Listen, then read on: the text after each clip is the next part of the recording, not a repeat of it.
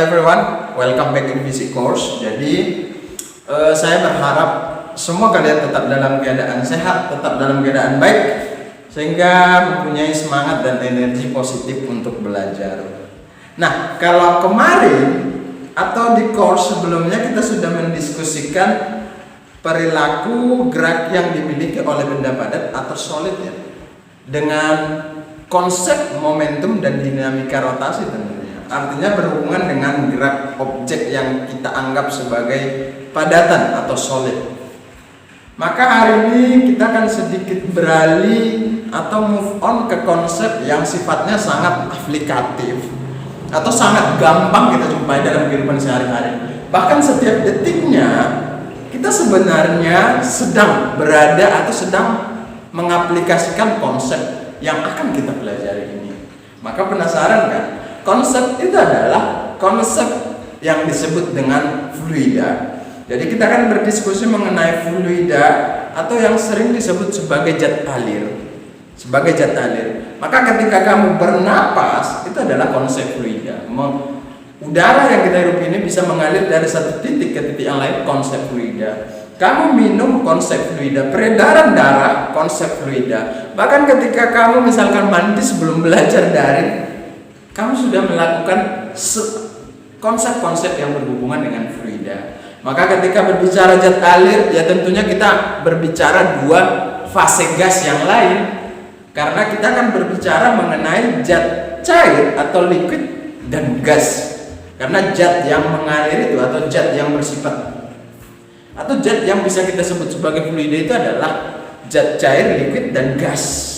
Maka di kesempatan kali ini kita akan berdiskusi mengenai fluida statis dan fluida dinamis. Artinya kita akan tinjau bagaimana zat alir itu dalam keadaan statiknya dan dalam keadaan dinamisnya.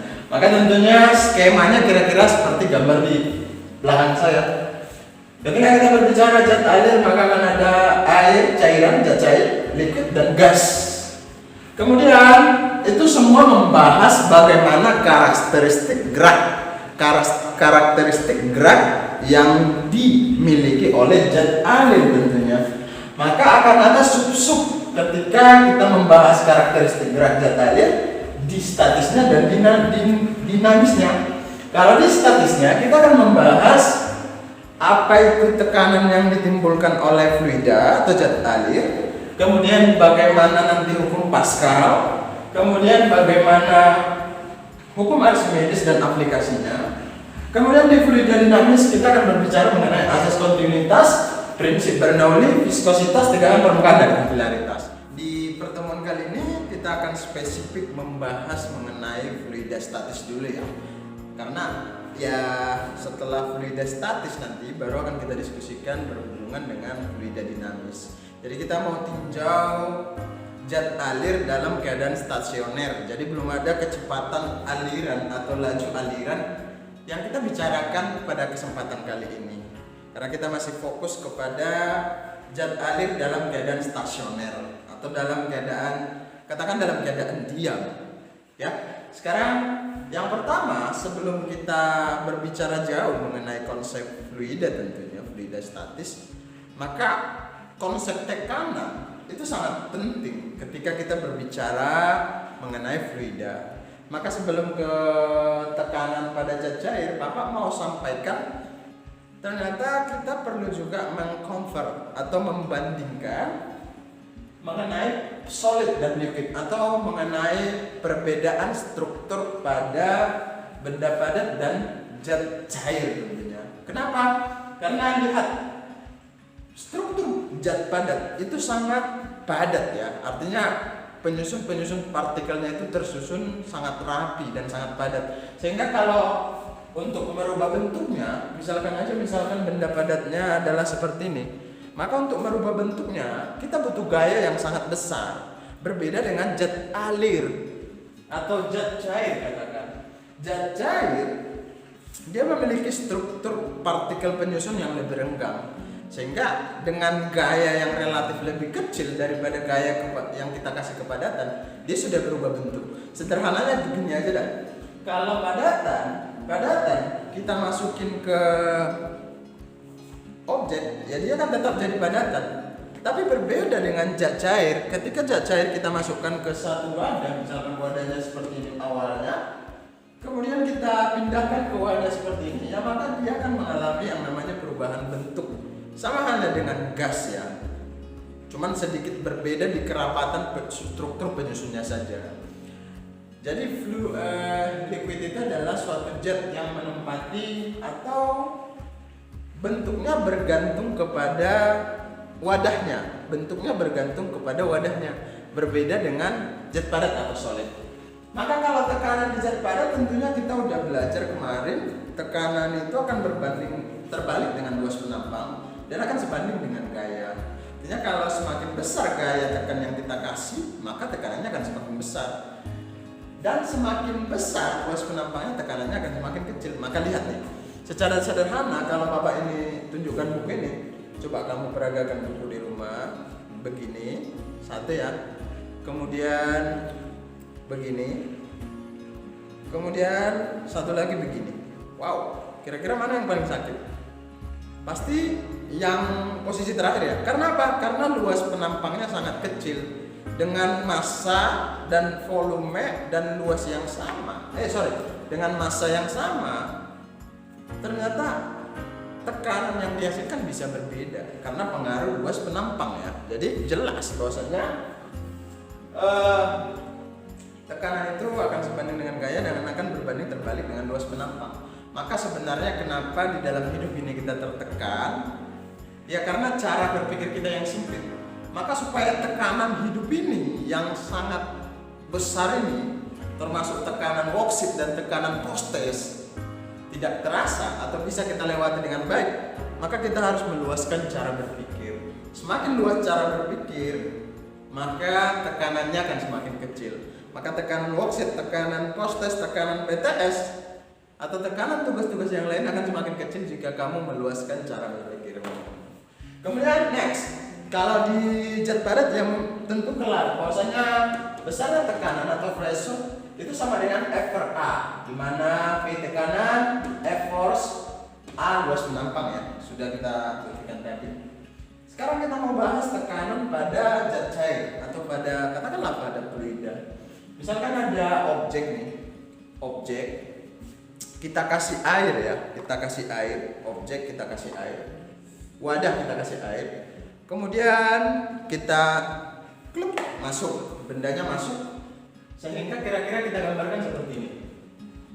Ini berisi zat cair, Bapak katakan zat cair tidak selalu air ya, dia bisa minyak, bisa oli, bisa alkohol, bisa raksa dan pokoknya zat yang bersifat cairan, liquid lah kita katakan. Kemudian Bapak masukkan padatan, masuk, sehingga gambarnya kira-kira seperti ini.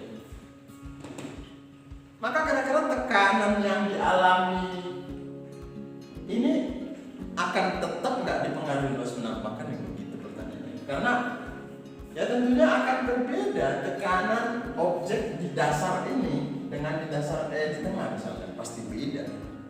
Nah, maka tekanan pada zat cair kalau kasusnya seperti ini bisa kita tuliskan bahwasanya V sama dengan F per A.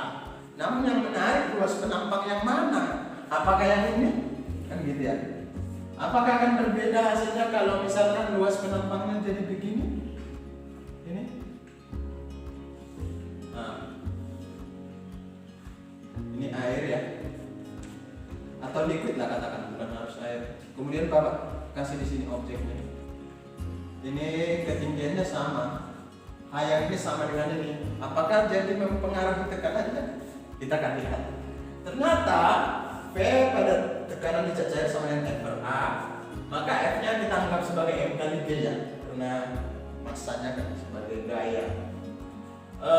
Per A, maka A itu adalah volume dibagi kedalaman. Jadi kalau berbicara tekanan pada zat alir atau pada fluida atau pada zat cair, yang kita gunakan itu adalah konsep kedalamannya.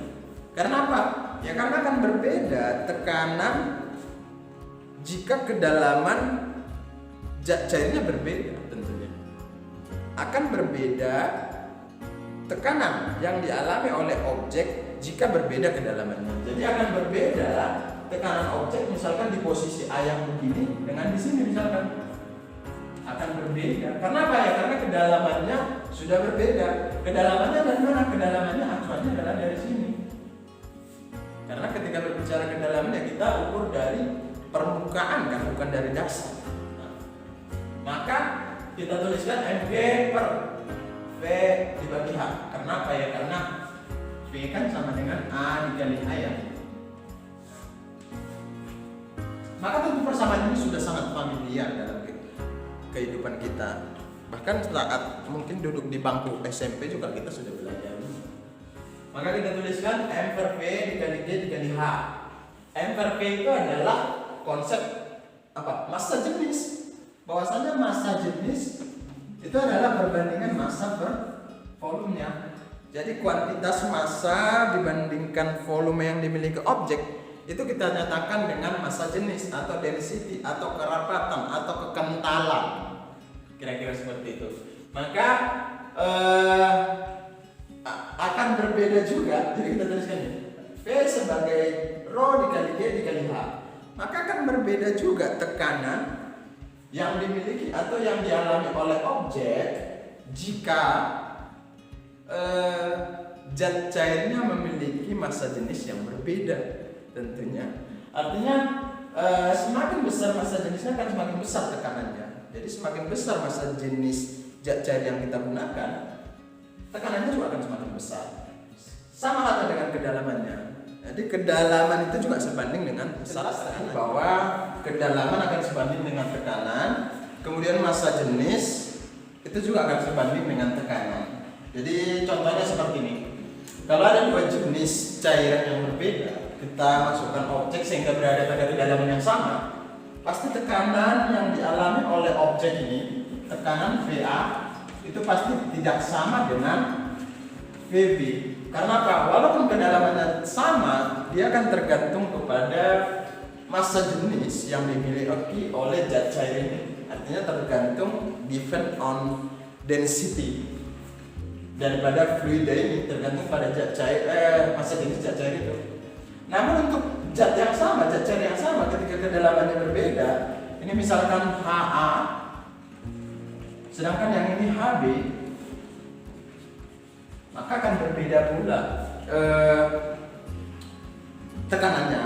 Maka untuk lebih jelas sebenarnya untuk perbedaan kedalaman ini akan kita demonstrasikan melalui percobaan sederhana. Maka kita akan lihat nih perbedaan ya, pengaruh perbedaan ketinggian kedalaman terhadap tekanan yang terjadi.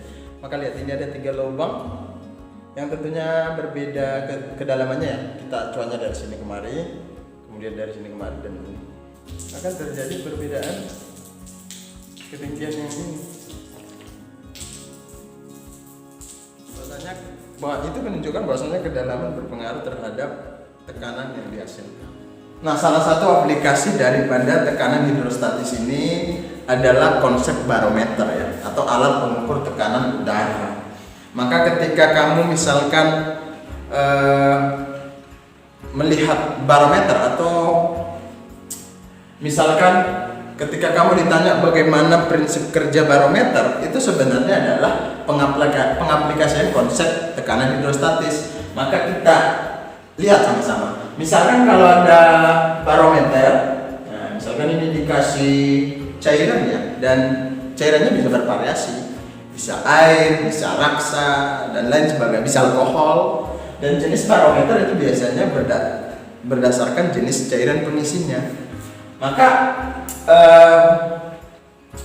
konsepnya adalah tekanan udara itu sebenarnya yang dikonversi oleh alat ini sehingga ketinggiannya akan bervariasi untuk cairan pengisi yang tetap ya. Misalkan kalau barometernya dikasih raksa atau katakanlah hidragirum ya, kasih raksa, maka tekanan yang diukur di bumi, kalau misalkan di permukaan bumi ini, di sini kita normal ini 10 pangkat 5 VA, itu adalah hasil dari massa jenis daripada si cairan pengisinya ini dikali percepatan gravitasi dikali ini hanya. Jadi skala yang ditunjukkan oleh barometer itu sendiri. Makanya kalau kita gunakan raksa sebagai pengisinya, sering kita ukur kalau di bumi sebagai 76 cmHg ya. 76 cmHg. Itu artinya ya kalau 10 pangkat 5 Pascal itu sama dengan massa jenis raksa dikali percepatan gravitasi dikali ketinggiannya. Ini harus pasti sama dengan 10 pangkat 5 Pascal. Tapi apakah akan tetap 76 cmHg ketika kita bawa misalkan ke gunung yang notabene tekanan udaranya berbeda? Kenapa berbeda tekanan udara di gunung dengan di dataran rendah misalkan ya? Karena kerapatan partikel udara di gunung jauh lebih renggang kan dibanding di daerah dataran rendah. Kenapa? Ya karena gaya tarik bumi terhadap partikel-partikel udara itu sehingga kerapatannya berkurang, maka tekanan udaranya akan semakin kecil ketika misalkan di permukaan gunung. Maka jika tekanan udaranya lebih kecil, untuk hanya akan berubah juga tentunya, pasti akan berubah. Namun ya pasti akan berubah. Kemudian yang kedua, ketika cairannya kita ganti, misalkan dari raksa ya, dari raksa kita ganti jadi air. Nah, kita ganti di air. Kita ukur di bumi nih tekanan udaranya. Berarti 10 pangkat 5 Pascal itu sama dengan katakan massa jenis air 1000 dikali percepatan gravitasi 10 dikali H, maka 10 pangkat 5 PA itu sama dengan 10 pangkat 4 H. Jadi bisa kita tahu H-nya akan sama dengan 10 meter misalkan, 10 meter. Jadi ya sangat nggak efektif kalau barometer pengisinya berupa air karena kita butuh skala yang hingga sebesar 10 meter begitu. Makanya kenapa di barometer itu dipilih cairan pengisinya, artinya ya bergantung juga kepada densitasnya kan, tergantung kepada massa jenisnya juga supaya bisa bekerja lebih efektif. Karena kalau dibawa ke tempat yang berbeda tekanan udaranya yang berpengaruh, akibat pengaruh perubahan tekanan udara itu ya pasti berpengaruh kepada skala yang ditunjuk oleh barometer ya, karena konsep seperti ini tadi, konsep atau penerapan dari tekanan hidrostatis dengan asumsi ini vakum, jadi V0-nya sama dengan 0, V0-nya sama dengan 0. Emang berbeda kalau, makanya barometer sebenarnya dia tidak akan bekerja efektif lagi jika ya ini udah mulai rusak atau tabung vakumnya udah mulai keisi udara, sehingga akan berubah hasilnya, akan tidak presisi lagi atau hasil pengukurannya semakin tidak presisi. Itu untuk konsep barometer sebagai aplikasi tekanan hidrostatis. Kita akan lanjutkan ke hukum Pascal. Nah, materi berikutnya adalah hukum Pascal ya. Bunyinya bisa kamu baca dengan sendirinya, tapi yang jelas konsepnya sangat menarik. Bahwasanya ketika kita kasih tekanan pada satu fluida dalam bejana tertutup seperti ini misalkan, ya, maka tekanan itu akan diteruskan. Tekanan itu akan diteruskan oleh fluida. Jadi tidak akan ada tekanan yang hilang. Artinya tekanan yang diberikan ke penampang satu itu pasti akan sama dengan tekanan yang diberikan atau yang ada di penampang kedua. Jadi hanya ya katakan tekanan yang diteruskan atau pemindahan tekanan lah dari satu penampang ke penampang yang lain. Jadi sering juga kalau kita interpretasikan hukum Pascal ini sebagai engine atau sebagai mesin yang sangat memudahkan manusia dalam melaksanakan atau dalam kehidupan sehari-hari ya, karena contohnya hydraulic dosmer itu adalah aplikasi daripada hukum Pascal, sehingga bisa ketika mencuci mobil bisa ngangkat kan ya dengan tekan ya, artinya dengan sedikit gaya yang kita berikan ya bisa dihasilkan gaya yang besar kan, gaya kita kasih gaya yang kecil diproses menjadi gaya yang besar, kira-kira begitu. Nah, apa yang dipermainkan untuk menghasilkan itu kan kira-kira gitu, apa yang direkayasa lah, ternyata yang direkayasa adalah luas penampangnya. Jadi kalau tekanan di penampang 1 akan sama dengan tekanan di penampang 2. Tapi apakah gayanya akan sama? Ya tidak. Karena apa? Karena sudah ada perbedaan luas penampang. Karena konsep tekanan itu kan adalah akan berbanding terbalik dengan luas penampang. Jadi untuk tekanan yang sama ketika luas penampangnya berbeda, ya pasti akan ada gaya yang dihasilkan juga akan berbeda. Gitu? Karena ini konsep yang ini. Karena V sama dengan F per A, ya maka F1 per A1 akan sama dengan F2 per A2. Tekanan di penampang 1 akan sama dengan tekanan di penampang 2. Jadi tekanan hanya diteruskan dari satu penampang ke penampang yang lain. Tapi apakah akan tetap sama? Ya pasti akan tetap sama. Jadi kita tuliskan F1 per A1 sama dengan F2 per A2. Bisa aja kita tuliskan bahwasanya